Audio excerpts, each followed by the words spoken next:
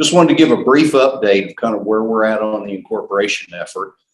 In accordance with state statute, we submitted our feasibility study, our town charter, and the draft of our local bill on August 31st, and it was due to the legislature on September 1st. So we got it there a day ahead of time. And it's in the hands of legislative staff right now reviewing it. And we expect probably in the next couple of weeks to get some feedback from them. From a timeline, where do we go from here? We expect a vote of the local delegation, which is 4 members in Sarasota County this year. That's Senator Joe Gruters, Representative Mike Grant, and Representative James Buchanan for sure, because Senator Gruters won his Republican primary and has kept his seat. Grant and Buchanan didn't have any opposition in this election cycle. Fiona McFarland does have a Democratic opponent, and she'll have a November 8th Tuesday election. And, you know, she was our champion last year and sponsored the bill. So we're kind of hoping that Fiona remains our representative, but, you know, nobody's got a crystal ball. The vote of those 4 delegation members will occur in all likelihood sometime in January of 2023. This upcoming 2023, the session in Tallahassee won't start until about March. They're predicting it to be a short session and wrap up by May 6th. That's some lofty goals on the part of the legislators and the governors. It didn't happen this year, and the governor called everybody back for a variety of reasons, including property insurance. But if we're successful in getting 3 of the 4 local delegation members to support our bill in the local delegation meeting in January, then it will go to Tallahassee and it will be voted on by both the House of Representatives and the state Senate. We require a simple majority of 50% plus 1 to be favorable, and then it goes to the governor for signature. The governor can either vote it up, vote it down, or not act on it. He has 3 options. I suspect, and again, this is just my opinion, he won't act on it. If he doesn't act on it in 30 days, it automatically becomes law. So what does that mean? If it becomes law, all that does is give the voting residents of Siesta Key the opportunity to vote, do you want to incorporate or not? It's a yes or no question. I did get an updated data point yesterday that there are 7,100, right on the dot, 7,100 voting residents on Siesta Key. And so it would go out to those individuals in a special election. We would have to pay for the special election because 2023 is an odd year. In an odd years, you don't have general elections, so we would have to pay for a special election. And it would be run by, you know, Ron Turner, our supervisor of elections. It would likely be, you know, we don't have any control over when and if the governor will act on it, but just in general terms, we would think that election would occur sometime in July or August of 23.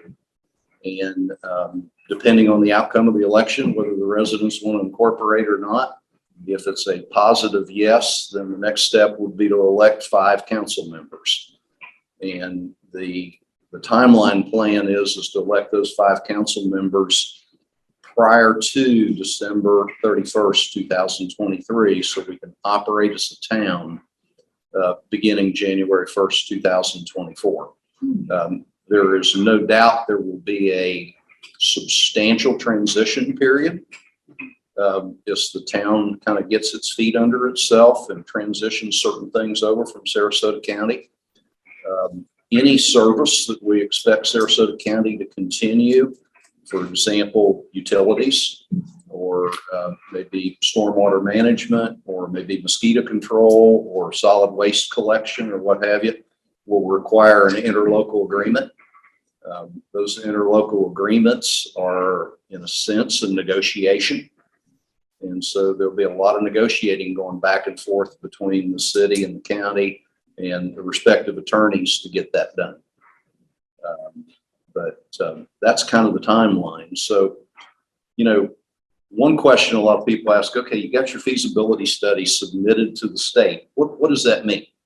Well, our feasibility study is essentially it's a 104-page document that includes our charter, that it analyzes, is it feasible for us to be a town?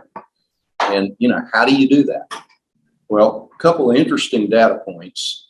We are basing the feasibility study on a $500,000 property tax assessment.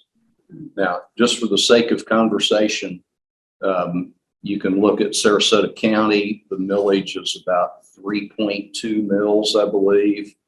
The city of Sarasota is a hair under that, like 3.1 mils. I'm not certain what Longboat Key is, but it's way up there. City of Venice and City of Northport's in the 3 mil range. I read in the paper the other day that in Manatee County, the millage is over 6. And one of the reasons for that is they're playing catch up in a big way with their roads and utilities and infrastructure, because development and growth in Manatee County, if you've driven up the parish or the north ends of Lakewood Ranch or what have you, you can witness it. There's a lot of, development going on there. So with just a $500,000, how can we make that happen?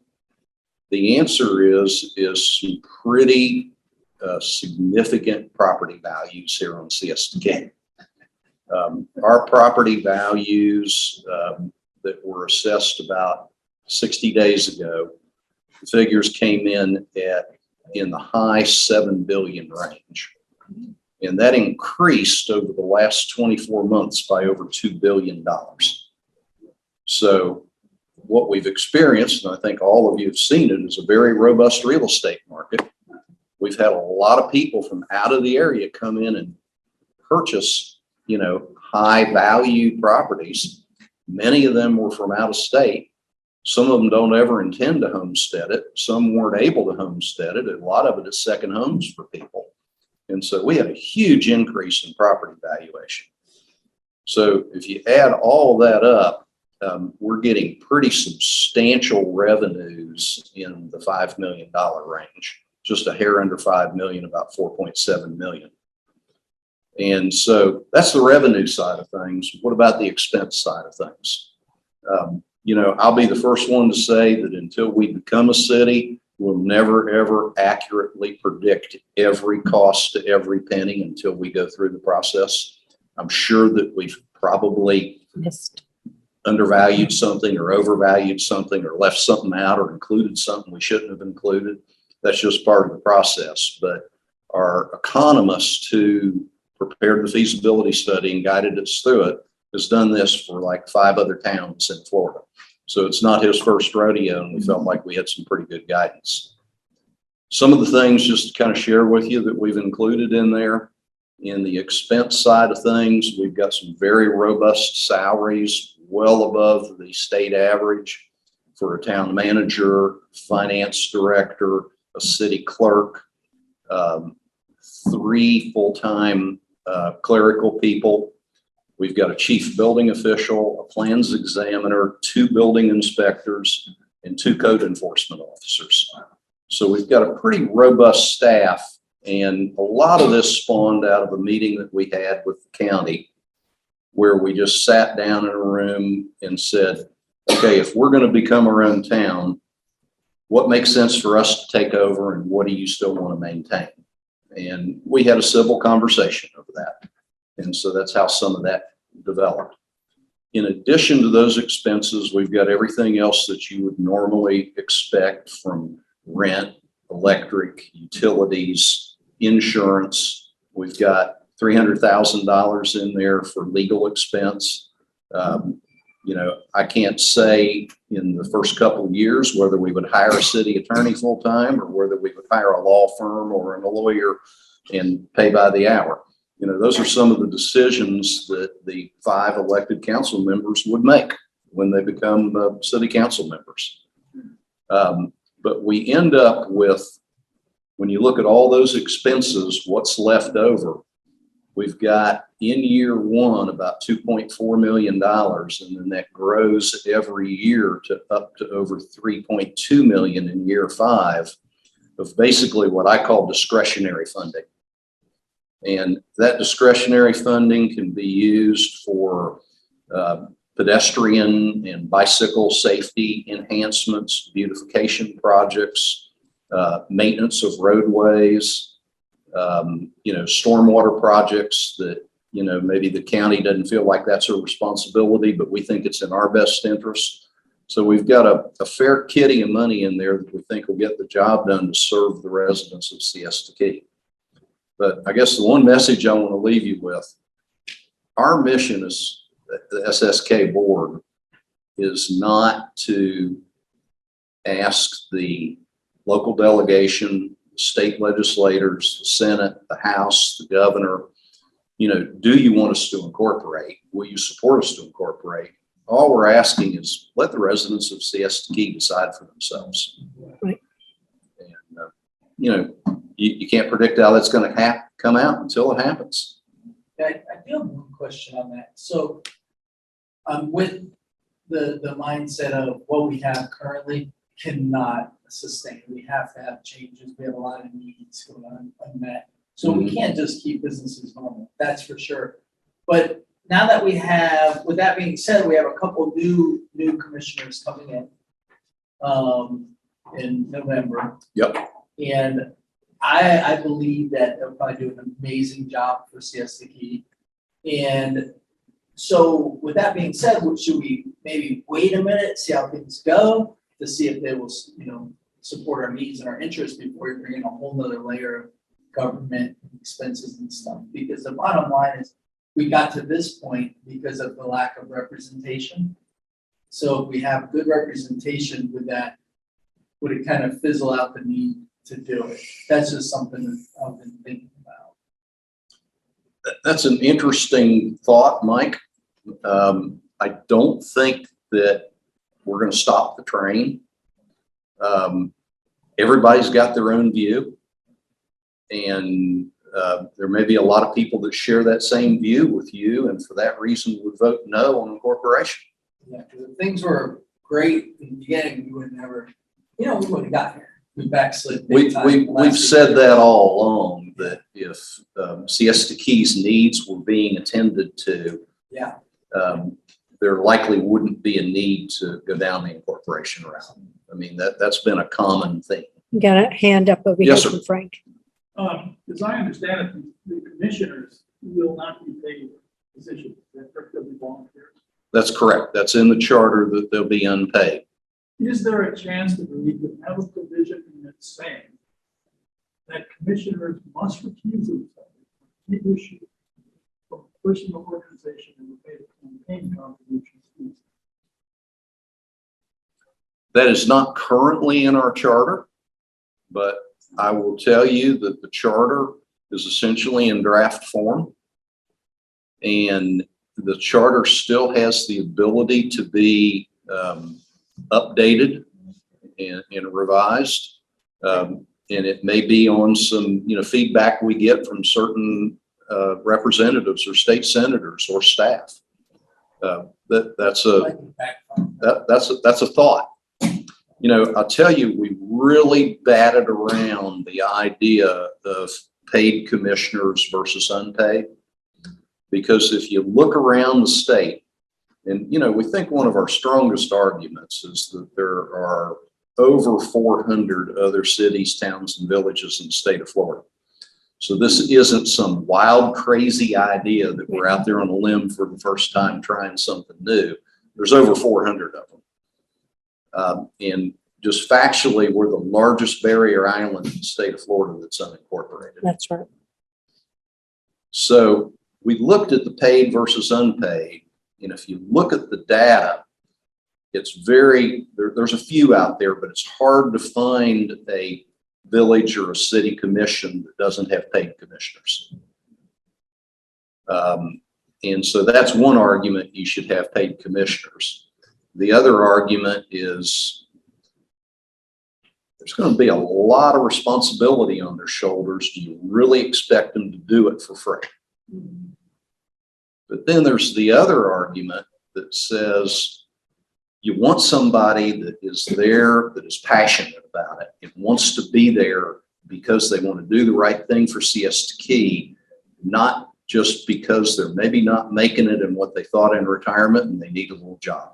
Yeah. And we kind of wanted to weed out those people. So I'll just share with the group, we really debated that one before we came to the conclusion we did.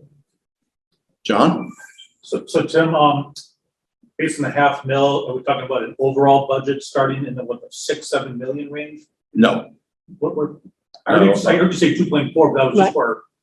The 2.4 was the remaining discretionary funds. I want to say, and again, I'm going off of memory, I don't have it in front of me, but it was in the 4,000,007 or 4,000,005 in the first year. Okay, so is it fair to say just shy of 5? Is that Yeah. accurate? I will get an exact figure when I see you tomorrow night. Perfect. So I don't speculate.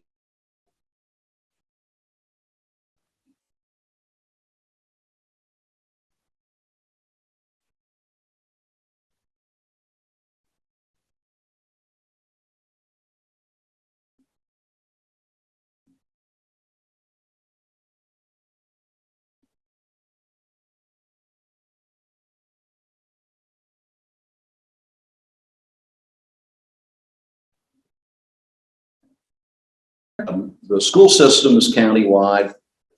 And the incorporated city is part of the county. Yes. That's right. See, we will continue to pay the county their 3.2 mils or whatever it is. And so does City of Sarasota, City of Venice, City of Right. Northport, Okay. Longboat Key, et cetera. Right.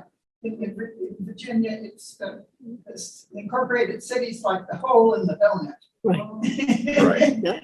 So I'm not, so we'll still have access to all the amenities that the county offers. We'll still be paying for it. Yes. In our Of millage. course. Once again, right now, the county's providing everything, right? Right.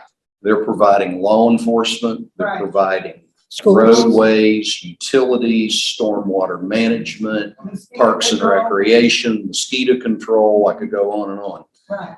Everything that we expect them to continue to provide, we'll have to negotiate an interlocal agreement.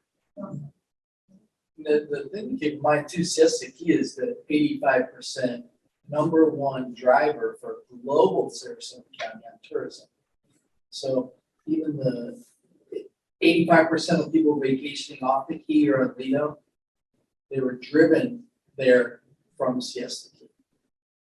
So Siesta Key is the #1 countywide driver by 85%. So it's an enormous amount of income. And we're a donor community, so a lot of that stuff could be probably negotiated. But we don't get that money. I know. That goes to. That goes to the county.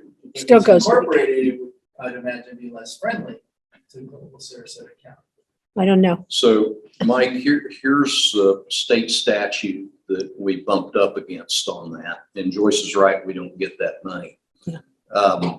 We cannot get the tourist development tax or the bed tax or any of that. It still goes to the county unless we have what the state calls a 3 mil equivalent, which means we would have to tax the residents of Siesta Key 3 mils, similar to what City of Sarasota does, City of Venice, Longboat Key. And we didn't want to do that. I mean, we don't think that the residents of Siesta Key would support a 3 mil taxation. So we're missing out on that revenue. Even though you're clearly right, we're a donor community. And the county has to be concerned, I'm sure, about incorporating, because if you incorporate, you can make things less friendly for off-key, which would drastically drive their tourism dollars Maybe. if it became that way. So it's almost like going to battle. Maybe. John?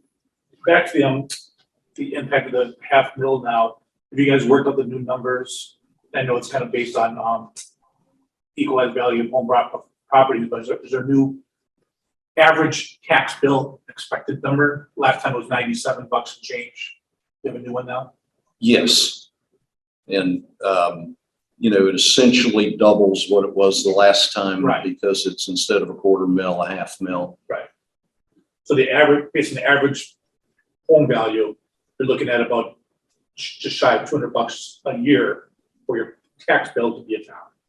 If that average home is valued at that currently. Exactly. The values went up significantly, but yes, Right. I think last year was a 460 or something like that. I'm sure it's higher now. correct.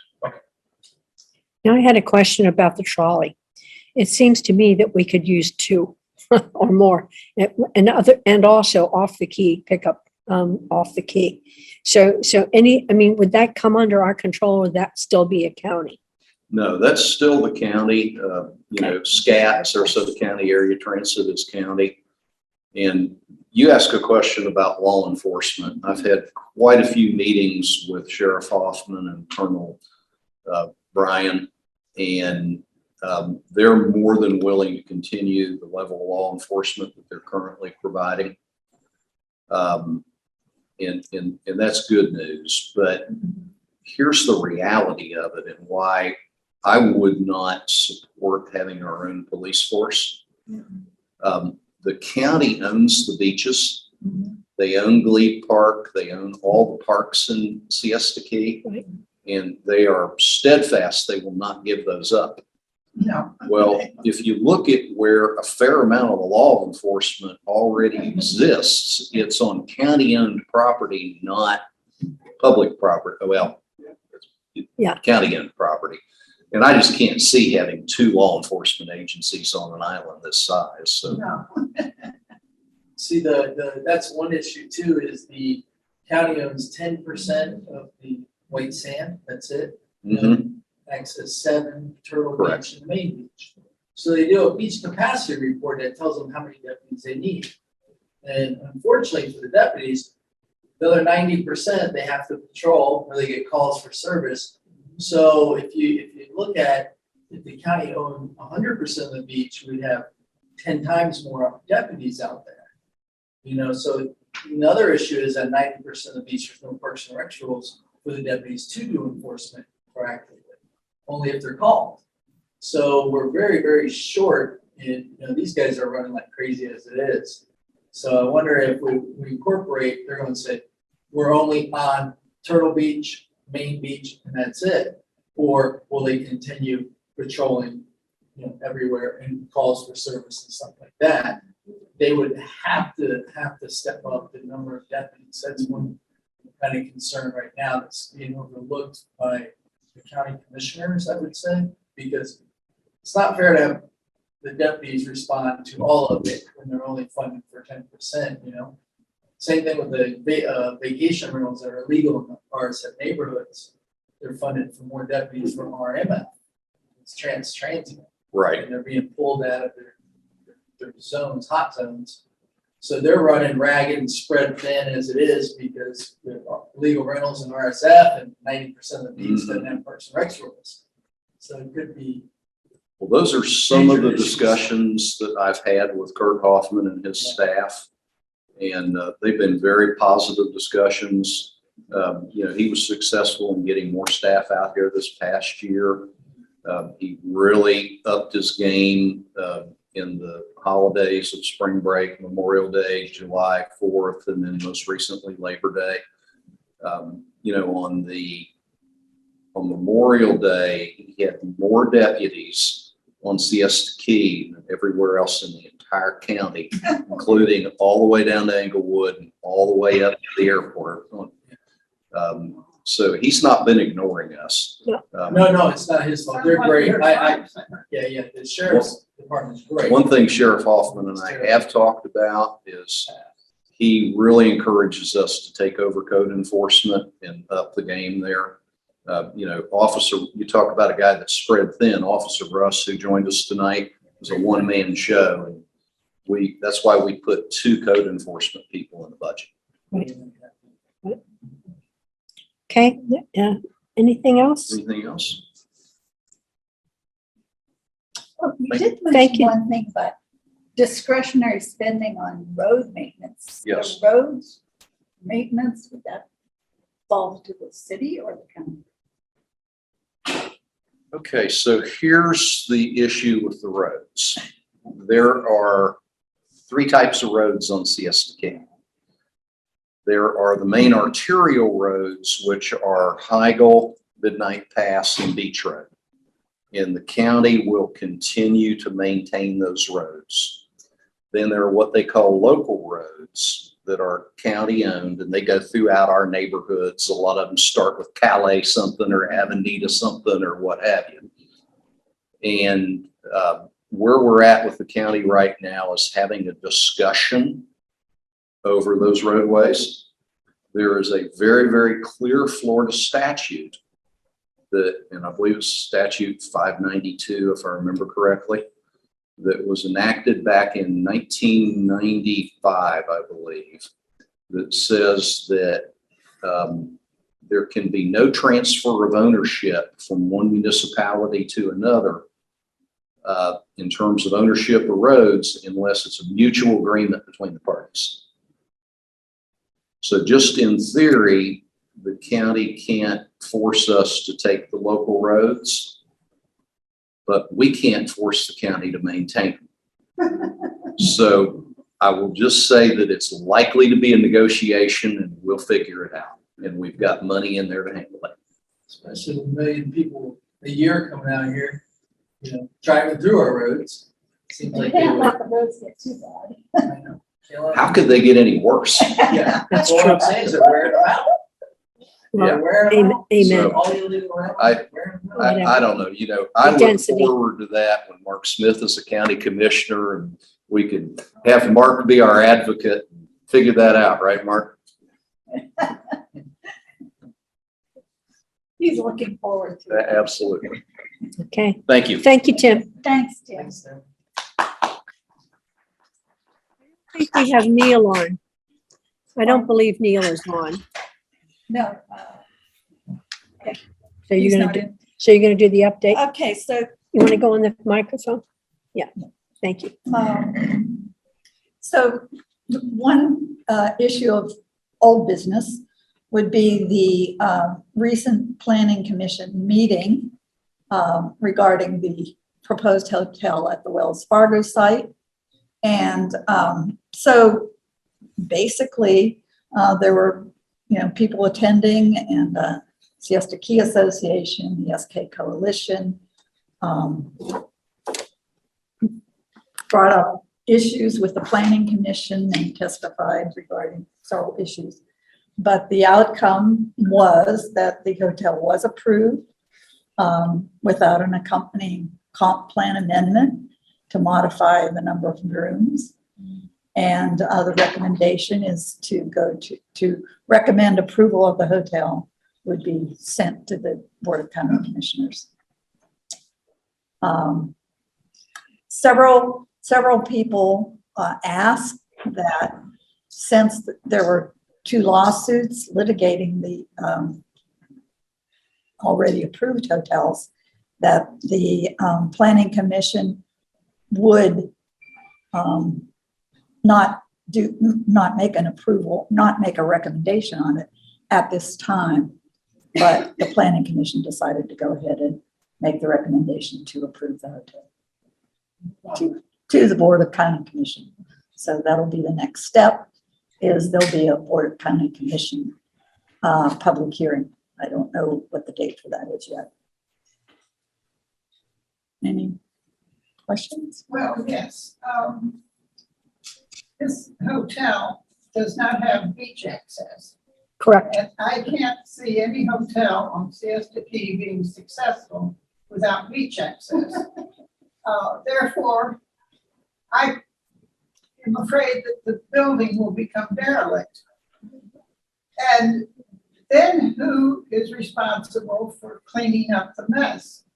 And can we get the owners to post a bond that for money to clean up the mess when the hotel becomes a derelict? I'm not sure what the state or county regulations are in that issue as far as derelict buildings.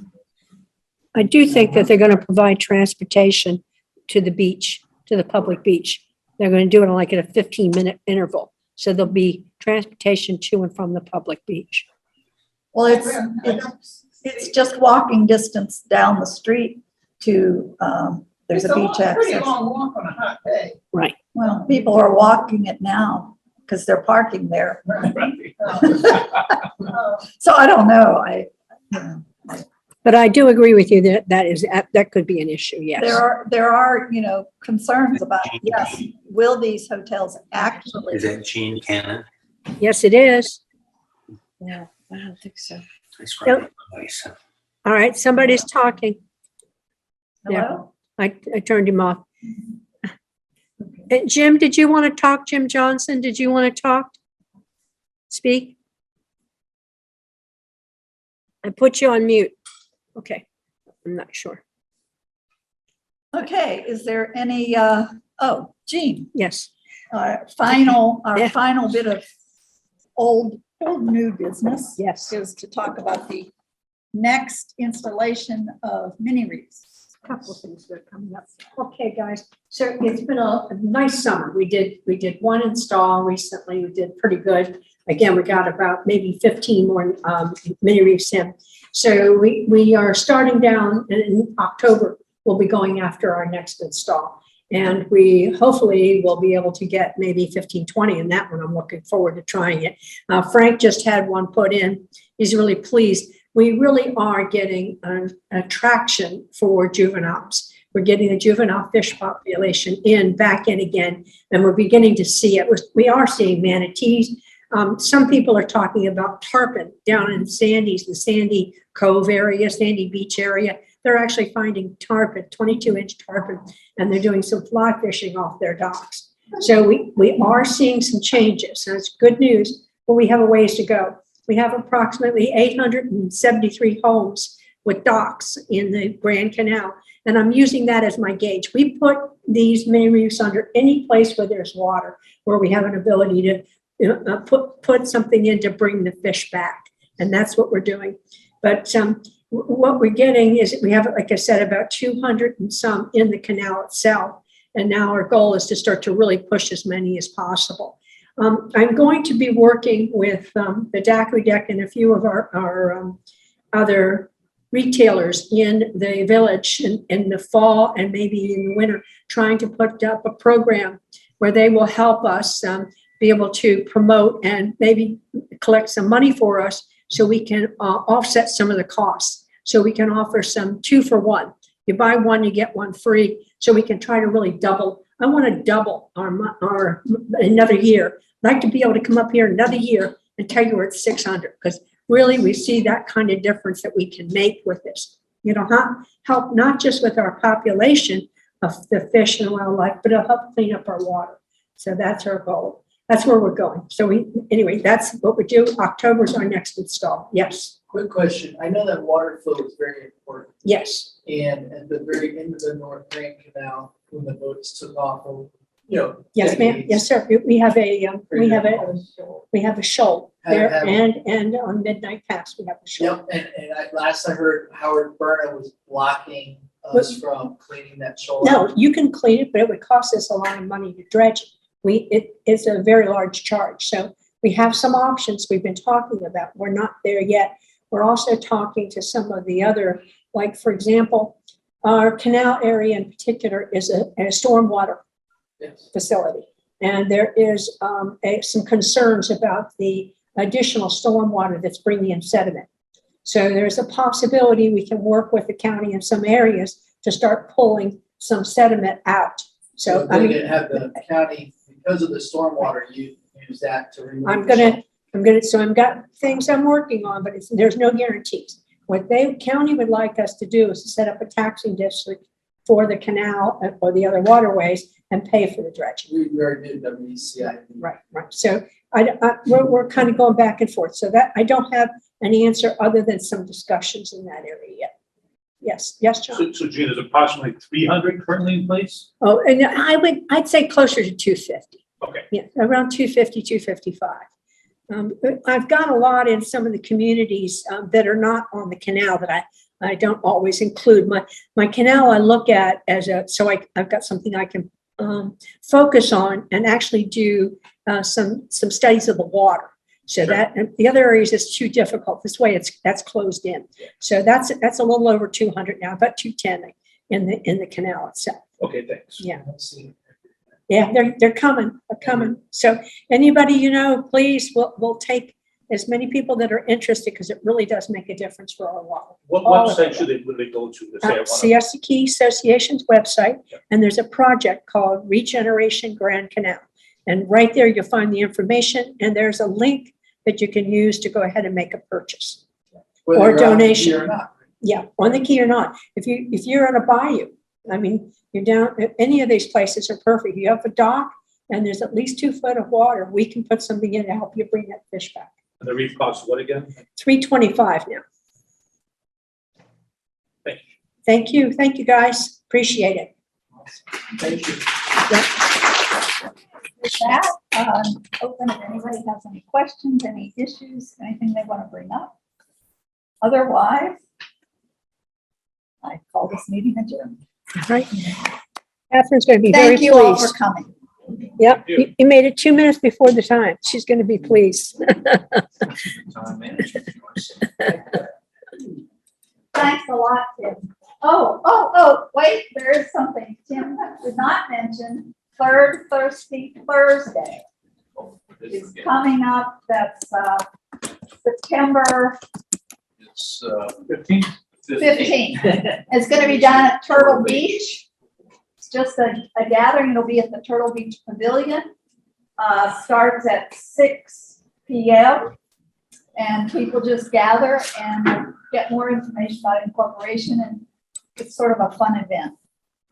Right, we're trying to support our local 6 merchants. p.m. it starts. One in October is going to be at Daiquiri Deck, because the one last month was at the wine bars. Right.